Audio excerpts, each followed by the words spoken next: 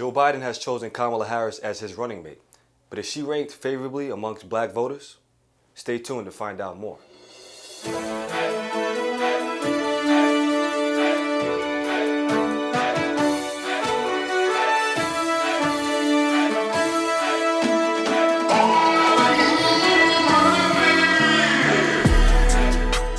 What's up, world? You know what it is. I'm your host, Rich Freeman, and we're back for another episode of Do-Rag News, here to give you this week's news for us, by us. And no, we ain't sugarcoating shit. Joe Biden has finally made his pick for his running mate, and it's Kamala Harris. Congrats to Miss Harris on her historic pick for vice president. But I'm not surprised. It seemed like she was the person getting the most push from mainstream media, and of course, like we said before, Biden had to choose a black woman if he's going to be running against Trump. That's the only way he's going to beat him on November 3rd. Keep in mind, remember, black women are the ones that helped energize Biden's campaign during the debates, especially in the Carolinas. But is his choice of Harris enough to win this election? Maybe, maybe not. At this point, people are making it clear they're voting for Biden just because they want to get this motherfucker out of the White House. But it's going to take more than Trump hate to win this election. Kamala Harris is the former Attorney General of California and was the second black woman to serve in the United States Senate. Back in November, she was in the debates and she dropped out of the presidential race because she was running out of money. People weren't supporting her. I find it ironic that Joe Biden is choosing as a running mate, especially after they had their verbal sparring during the debates. Check this out. You were wrong to oppose busing in America then. No, do you agree? I did not oppose busing in America. What I opposed is busing ordered by the Department of Education. That's what I opposed. Well, there was a failure of states to integrate public schools in America. I was part of the second class to integrate Berkeley, California public schools almost 2 decades after Brown v. Board of Education. Although we are living in some crazy times, it is awesome to see history is being made. A black woman as vice president, that's fire. As a kid, I didn't think I would be able to live to see, that happen. And here, it's a possibility. This really is an inspiration for us younger generations, so we know that there's nothing that we can't do. Think about it. Having a black woman in the White House, that's bringing a whole different vibe. Right? Maybe some fried chicken. Maybe like mom telling you to turn them lights off in the kitchen. And yes, Biden, I see you chose a black woman as your running mate. That's great. But you know what would really get you the black vote? No questions asked? Making sure you come up with a way for black people to get their reparations. Don't try to distract us now. It's only the beginning, baby. Having a black person is cool. You have that token black person around you. I get it. But if you really want that vote, reparations is the demand. I'm telling you. Or you're not going to win. Guaranteed, you're not going to win. And now it's time to check in with our meteorologist, Sharice Clymer, with this news weather in New York. Sharice, what's up?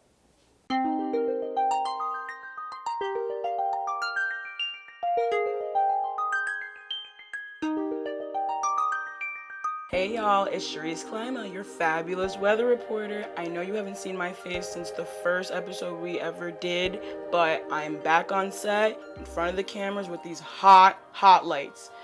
Chris didn't give me an issue today, so it's a good day so far. Let's take that in. And here's your weather for this week. In New York City on Friday, you will be experiencing a 50% chance of scattered thunderstorms with a high of 82. On Saturday, it's going to be partly cloudy with a 20% chance of rain. Sunday is a high of 78, partly cloudy. And Monday, we are going to have some showers, but a high of 79, as well as Tuesday, a high of 81 with some AM showers. And we're going to stick to the US because there's a lot going on at home. According to scientists, they have a new update of the 2020 hurricane season. Apparently, there's 25 listed storms for just this season in 2020, which is insane. And also they're saying that the United States had at least 5 storms already from the Atlantic Ocean, and the new ones that are coming are going to be even more severe, so we really need to be prepared for that. These upcoming storms could be above 38 miles per hour, and 7 to 11 of them could be above 75, making it definitely a severe hurricane.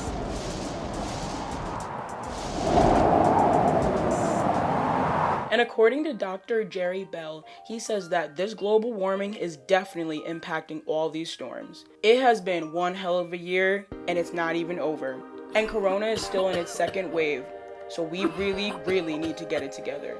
God, are you there? Because we need you. So now I'm gonna actually get down a little deeper into why exactly we're getting all this scorching heat, because I'm sick of it. This amount of rain, I don't know if y'all really tuned into my last, but the amount of rain that's happening in Asia is insane. And why? Like, do you guys ever question that? Because I am. It's not normal, and we need to figure out why, and so we could fix it, or else we're not gonna be here much longer. The global temperature mainly depends on how much energy the planet receives from the sun and how much it radiates back into space. Since 1975, there has been an increase from 0.15 to 0.20 Celsius per decade. Now, I don't know if you guys understand what that means, and it might not even seem like a lot, but 1 little degree or a point of a degree is significant because it takes a vast amount of heat to warm all these oceans, atmosphere, and the land. So if it continues to increase, so are our temperatures, which you are witnessing right now. And this is all due to humans emitting heat-trapping greenhouse gases. Also, the amount of flooding around the world is insane. If you guys missed the last update, the monsoon rainfall has flooded so much of Asia. And like I said earlier, hurricane and storm season are far from over. So why all the rain? According to officials, heavy rainfalls are from the effects of global warming. But more specifically, the warmer air holds more water vapor. The amount of moisture that can hold in air grows rapidly as temperatures increase. So, air will get moisture as the earth warms up. This may cause intense rainfalls, which you've been seeing, and snow events, which led to an increase in flooding. We really need to make sure we're doing right by the earth, or else we're not going to be here much longer. Please reuse, recycle, repurpose anything you can right now. It is getting serious. I don't know how much more we need to see for us to get it together. But that's all I got for you guys today. Thank you so much for always tuning in to me. I know I'm fabulous, you know. I'm Cherise Klima, signing off. Back to you, Rich.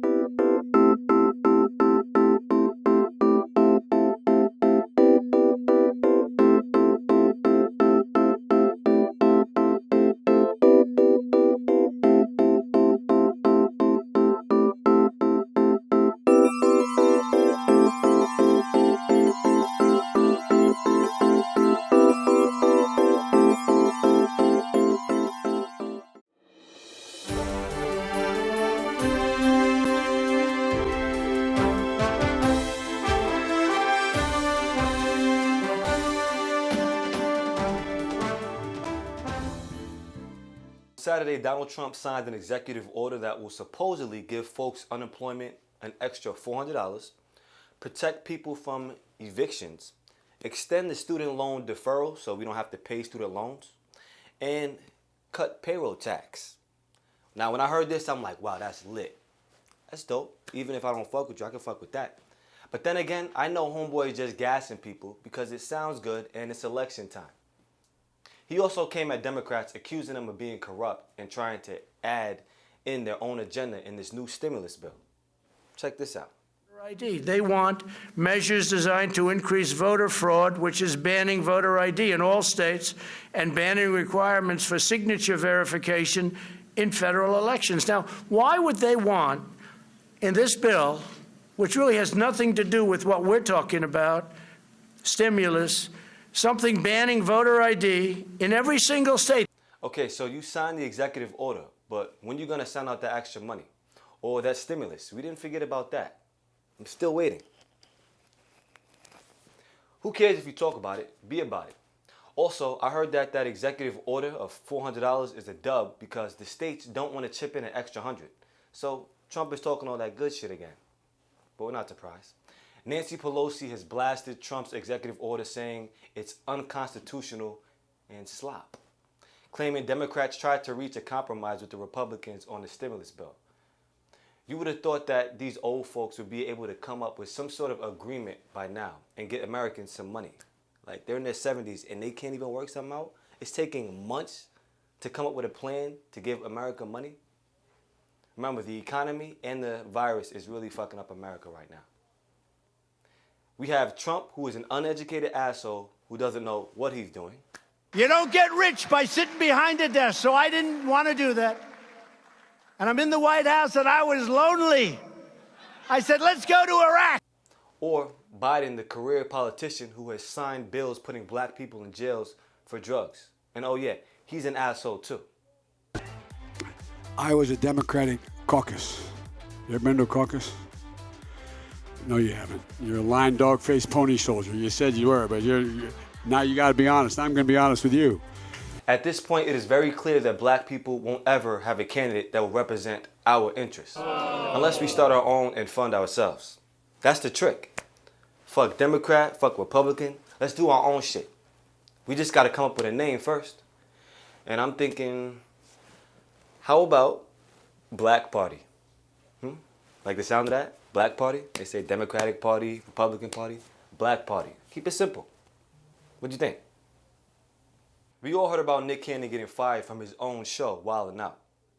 But now the media mogul fights back and is suing Viacom for $1.5 billion for the rights to his own show. It's crazy that brother Nick has to sue for what is rightfully his.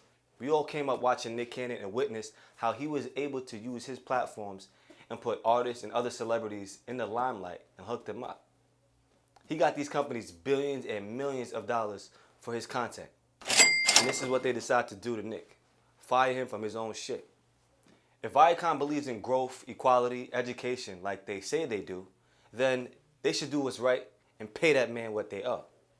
Give him that $1.5 billion, no questions asked, and allow him to own his show and keep on streaming old episodes. Here at Durag News, we support Nick Cannon and anybody who's out there creating stories and content for black people. And guess what? If you win $1.5 billion, he's going to be in a Billy Club with Jay-Z, Dr. Dre, Diddy, all of that. So that's dope. Congrats on that. Hopefully you win that case, brother. You know what time it is. It's about that time we get some Dick Thoughts with my guy, Dick Johnson. Dick, what the hell is going on, man? Yo, what's good? Dick Johnson back again with another set of Dick Thoughts. This ain't gonna be long because I'm vibing right now and the summer is slowly slipping away from us. So I'm out here trying to get as much nature as I can, which I recommend you do too. But let's get into it. Trump, Joe Biden. You know, for me personally, I don't really know what to think. This whole 2020 election has really felt like a dating fiasco. I'm dating one girl that people don't like, but for some reason I'm with her. And this new girl who's trying to date me is telling me all these things about why I shouldn't be dating this current girlfriend. But this new girl ended up getting a lot of black men locked up. You see what I'm saying? Excuse me, what are you gonna do for me, Miss New Booty? It's dicey for me. I'm a little confused because I really don't know who to trust. And go ahead, Mr. Biden. You got Kamala Harris on your squad. You know this whole Kamala Harris thing? For me personally, this feels like a move that you had to do, not a move that you wanted to do. So it doesn't feel that real to me. This whole political thing is about making you like me better. You do what you have to do to make us like you, but not actually be likable. It's crazy. And all I ask is not to just be so against Trump, but what are you gonna do for me? What are you gonna do for us? Not just get Trump out of here, but if you get him out of here, what are you doing? What are your plans? And I haven't seen anything that seems convincing or real. And cancel culture. Cancel, cancel, cancel. I don't like it. You say something I don't like, cancel. Cancel, cancel, cancel, cancel. Cancel culture is like waiting for a new pair of Jordans. You can't wait for a new pair of J's. I can't wait for a new pair of cancels. Oh my goodness, I can't wait. Listen, people, cancel culture isn't real. If you believe in Jesus, Jesus was canceled. When Jesus was alive, Jesus was canceled. People did not fuck with Jesus. There's no such thing as cancel culture. They just don't like you. You're not canceled unless you stop. Sorry to break it to you, your reality isn't even real. Social media has made your reality seem to be real. They only really show you the images that relate to what you are thinking about. So if they conjure up pictures and ideas for you to think is real because that's what's kind of correlating in your mind already, they can paint a picture of what the world looks like to you. And then you're going outside and everybody got a different picture because they're looking at a different Instagram feed. You feel me? And I had to mention COVID. For me personally, I understand COVID is new and dangerous and sounds like when AIDS first hit, no one knew what to do and everybody was freaking out, and then years later you knew how to handle it. It kind of feels like that right now. And because of that, I feel like I'm losing a lot of my freedoms that I will never get back again. Please do not let coronavirus take away the life that you once knew. We may never see the life that we once knew before this corona hit. Let's just think about that. That may be good, and for some, I don't know. But my future is definitely in jeopardy. No disrespect, but what happened to allergies and just common colds? I don't hear about those things anymore. It's just, if you're sick, it's corona. Like, everything else just kind of dissipated after this corona hit. Isn't that kind of funny or weird?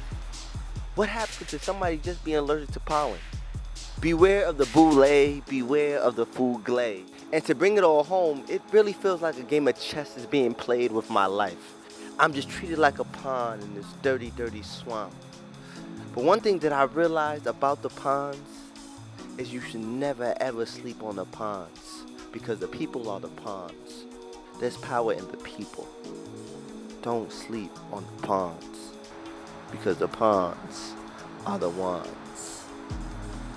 It feels me? Well, there you have it. Another set of dick thoughts.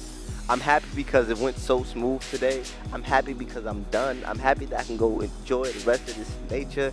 Go do it. It is so good, and I've been feeling good, and I'm really growing with all of the plants around me. So I'm gonna get back into that.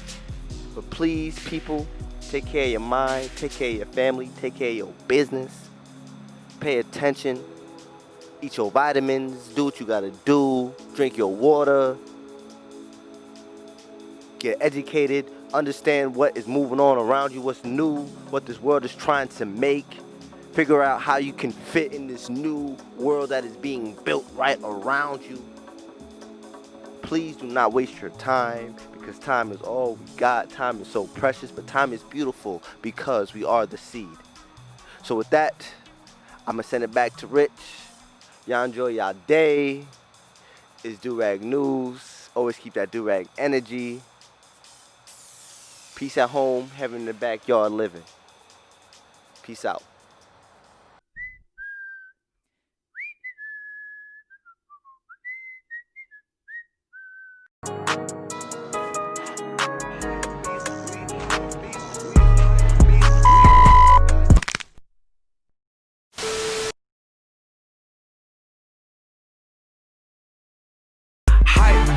We know about you. Don't buy shoes unless they're popular.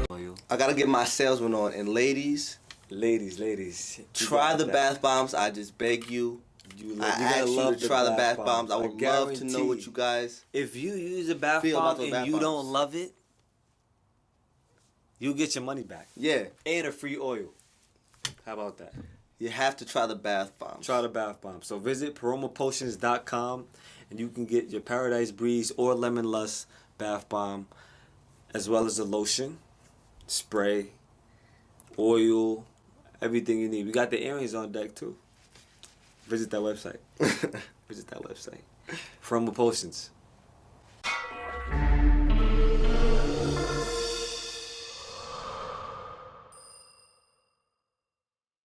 Do-Rag News, keep it real. That's right. Do-Rag News, man. It's Do-Rag News. Like, come on, son. Do-Rag News. We have a few weeks until the school year starts, but will these kids be going back to a classroom that they once knew? Definitely not. The president and some governors are all for the reopening of schools, but at least half of the parents are not with that. At a time when we're still going to the store and wearing a mask, I don't think any kid should be in the classroom for hours on hours having to sit there wearing a damn mask. So remote learning could work, but then again, most kids are not engaged when they have to learn through a computer screen or a tablet. We know that to be true. Another question is, will they make it mandatory to have the coronavirus vaccine just to return to school? We see what happened in Georgia. They opened a school and there was a spike in coronavirus amongst some of the students. Over 1,200 had to be quarantined once school opened. These kids must get their education, but this isn't the way.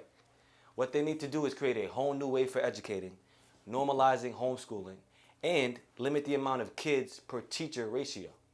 Maybe like 5 students per 1 teacher. Yeah, it sounds crazy because we came up in a classroom full of 30 kids that were bad as hell. But it will cause more jobs and will give students a more direct approach to learning if it's more, 1 teacher and less students, right? And unfortunately for the students, they're not going to be able to go to school and like get lit like how they used to and like look forward to that first day of looking fly. How can you match an N95 mask with some new kicks? Maybe you can. Let's see what these kids do.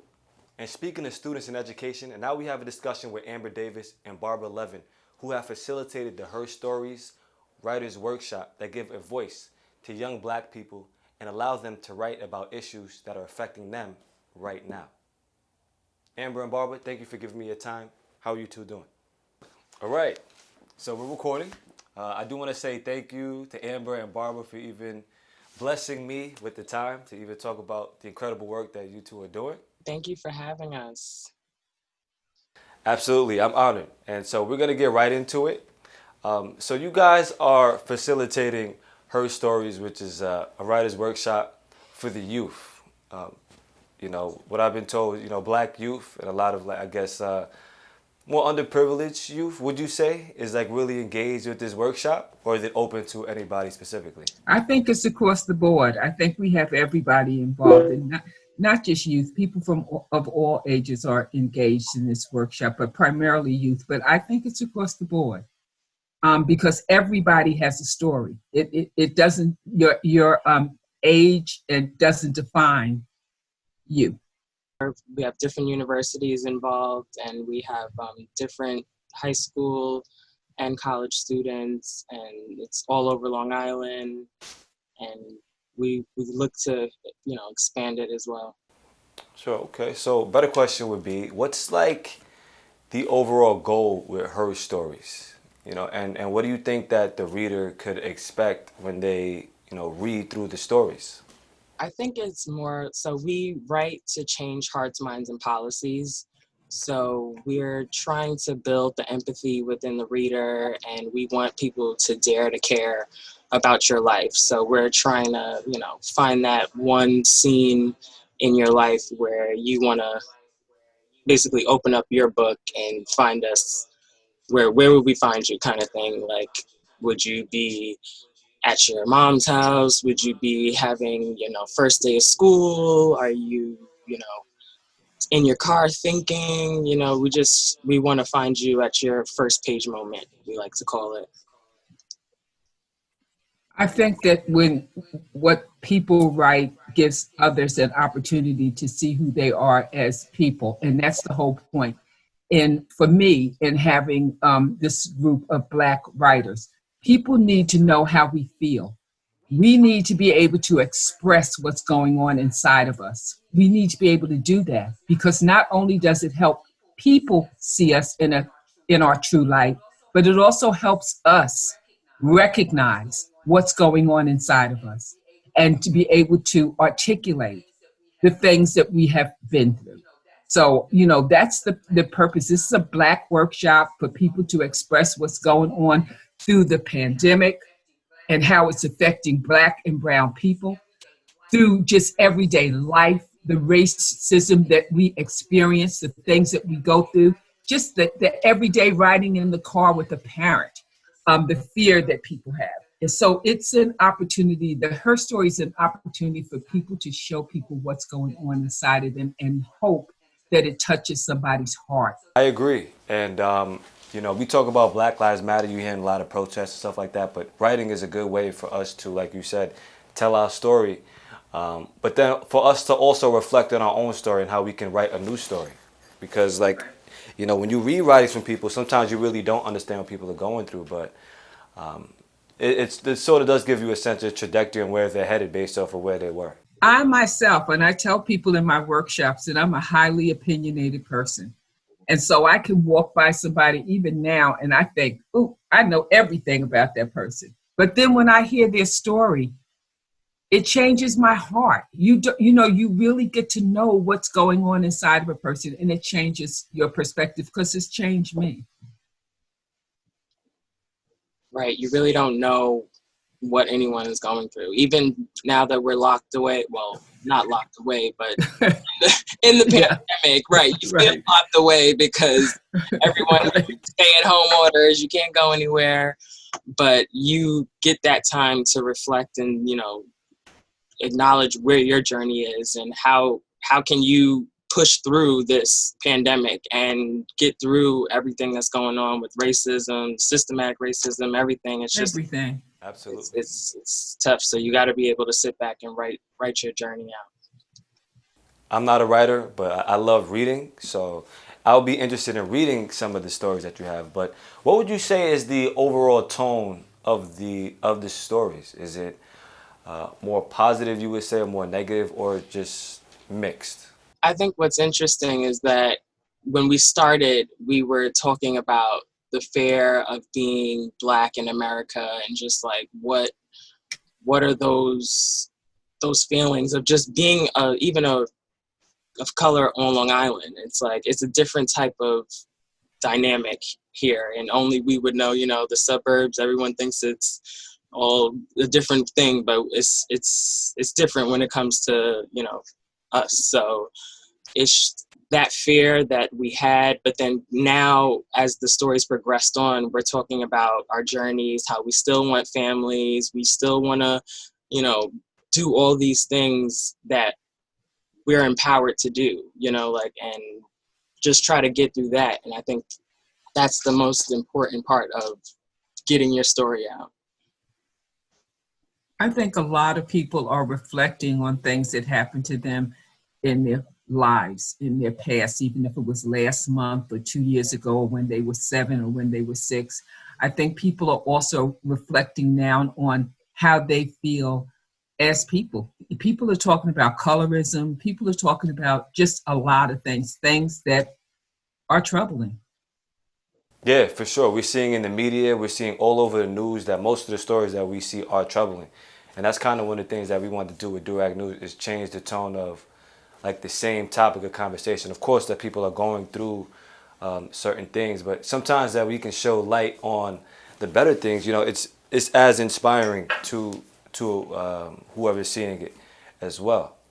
What are, you know, what makes you guys so passionate about writing and even wanting to be a part of her story?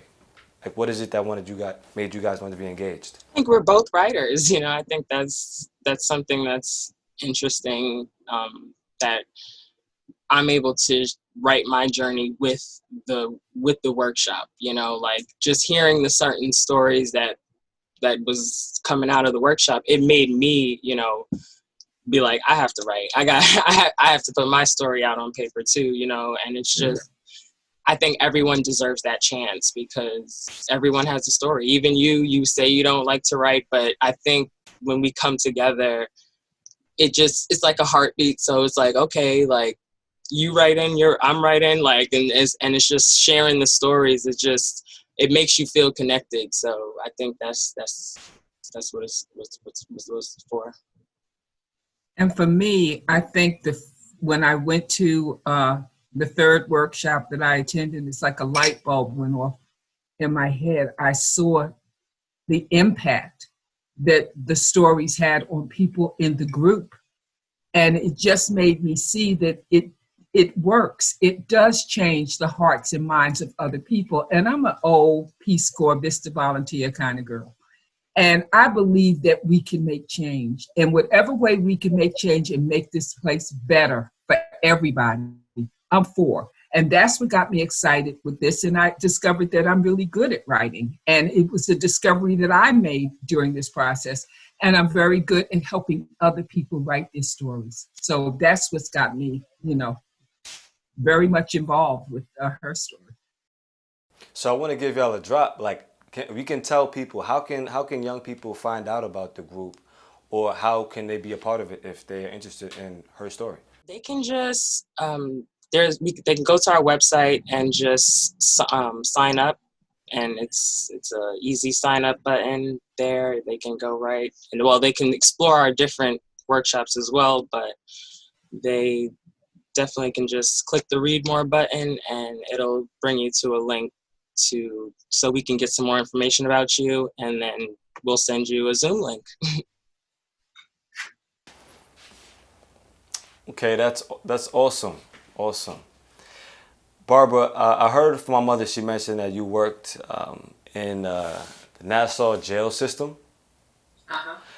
Has any of those experiences or stories or things that you've seen seeing that, any of those stories relate directly to her story, or any information that you gained from even being in that scenario that you want to share with the viewer? I would go to the jail on every Friday for 5 years until the COVID-19 came about. Every week I went, and their stories were amazing. And you might have different people every week or every 2 or 3 weeks, because a Nassau jail is not a long-term facility. The stories are amazing. They have an opportunity to sit in a group of women and tell part of their lives. And that's really unusual for them, because when you're in a jail setting, you're not sharing information with other people that are incarcerated with you, because you don't know who's safe to talk around. But our workshops was a safe place. And yes, there are a million stories that they had that were phenomenal. You wonder, you see people that are incarcerated women, and you see they're incarcerated, you think, oh, that's a horrible person. No, when you listen to their lives and the things that they've been through, it's unbelievable. I also did workshops in safe houses for women, and their stories were similar, heartbreaking. So I think and they loved writing, they loved coming, plus they loved the human contact, the contact with somebody that was not locked up with them. Amazing. The stories were just amazing. And I love the women in there, because they were opening their hearts and their souls to share parts of their lives, so that they could, each of them was able to relate to what somebody else was saying. It's nothing like sitting in a workshop and somebody telling their story. Let's say somebody says, I'm under psychiatric care and I'm schizophrenic, and somebody else in the group who you would never says, oh my God, I am too. I mean, it's nothing like seeing where things relate. Or, I was raised by a foster parent. Oh my God, I was too. It's an opportunity for people to see they're not alone. And it's an opportunity for us to see that they're human beings. Yeah, not often do we get to hear stories from people in jail, just due to them not having access to talk to anybody. But some of them you would say have like the most amazing or horrific stories. So it is great that you're able to hear that, because it does put a whole other perspective for you going forward. It does. Now I don't want to keep you ladies too long, and I appreciate you even giving us your time. I do want to end with this last question, and that would be, do you guys have some expectations for her story for the future and the growth of the workshop? I think with our books and the way that we get our stories out there, you speaking of the jail systems and the women in the jails, we have the I Dream About You book, and that is going to be with the Long Island, it's going to be used as the Post 101 Foundation's book for the freshman seminar. So I think that's a start, like just being able to have 19 stories of addiction and family incarceration and love, you know, just being heard to students on Long Island. I think that's a start. And we have other ways to get our stories out there. And I think that's what it's all about, you know, just trying to see how we can change people's hearts through hearing other stories. I think the workshops will grow because with the political climate being what it is now, it's necessary. And people will find their way to us because there's got to be a way for people to express what's going on in this world as it relates to brown and black people. These are workshops for brown and black people.